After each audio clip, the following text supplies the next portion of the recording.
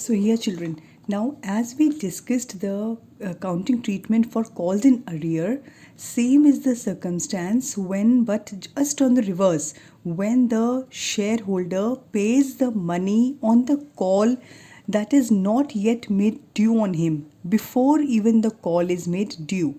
That means sometimes, suppose I know that I will not be in the country, I will not be available, or I am busy, I am already committed to some domestic activity when the call may become due. So, in order to avoid any unawkward circumstance for a call becoming forfeited, then your share gets cancelled, I do not want all that. What do?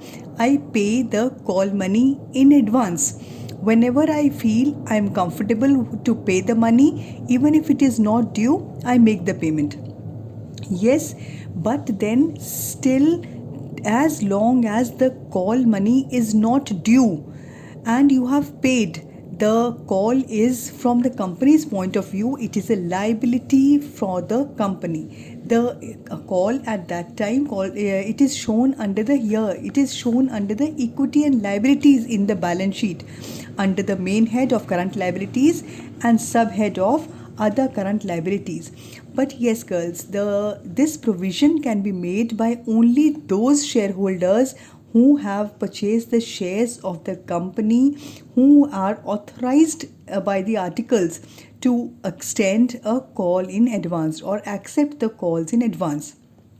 So according to section 50 of the Companies Act 2013, in case the company is authorized by its articles to accept calls in advance, then the shareholder gives the money even if the money has not become due or that call has not yet become due. As long as it is a liability, interest is maintained over that. Interest is due from the company to be received by the shareholder. The accounting treatment, I told you, since it is a liability, the first accounting treatment will be the first entry when when the company is receiving the money in advance, with the total money that is being received together with the advance that is getting received. Bank to calls in advance. Next, when the that call with which the money was to be sent, that becomes due. Supposing it was with the second call and you have given it with the first call. So on the time of first call, you will write bank to calls in advance. Calls in advance is a liability. This is the company's record we are making. So in the books of the company, whatever is advanced, whatever is received in advance is always a liability till it becomes due. The share call to share, this is share first call, share second call. Suppose it was the second call money given with the first call. So now you will write share second call to share capital. When the bank entry for second call money is to be received, now you will not receive. Suppose it was 10,000. Out of 10,000, you have paid 1,000 before. And at that time, that was received with the first call. Now you will pay remaining 9,000. So you will write bank account, calls in advance, which was credited earlier, now will be debited and it will be cancelled. The account is closed by debiting that calls in advance in the bank entry to share second call. Bank, calls in advance, bank account debit with the amount actually received.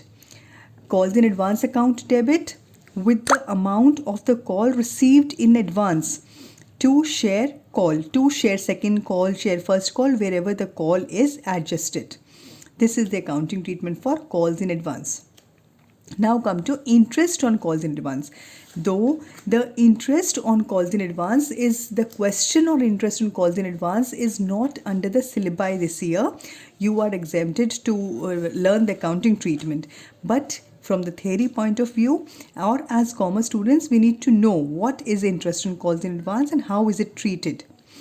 I am following from your book. The amount received as calls in advance is a debt of the company. It's a debt of the company. It is liable to pay interest in calls in advance from the date of receipt till the date when the call is due for payment. Generally, the articles of the company specify the rate at which the interest is payable in calls in advance. It is already mentioned in the articles. But in case it is not mentioned in articles is silent on the text of calls in advance, then table F of schedule 1 of the Companies Act 2013 is to be adopted. Then it is applicable, the conditions under that. And the maximum interest at which the calls in advance that can be levied on calls in advance is 12%. If not mentioned in the articles, it cannot go beyond 12%. And remember, it is a charge against profit. That means charge against the profit means it is not appropriation of profit. Even in the event of no profit, the interest on calls in advance will have to be paid. It is a charge against the profit. Yes, we accept there is no dividend that is payable on calls in advance. No dividend will be applicable on calls in advance. But the interest on calls in advance is always paid, even if the profits are insufficient or even if there are losses.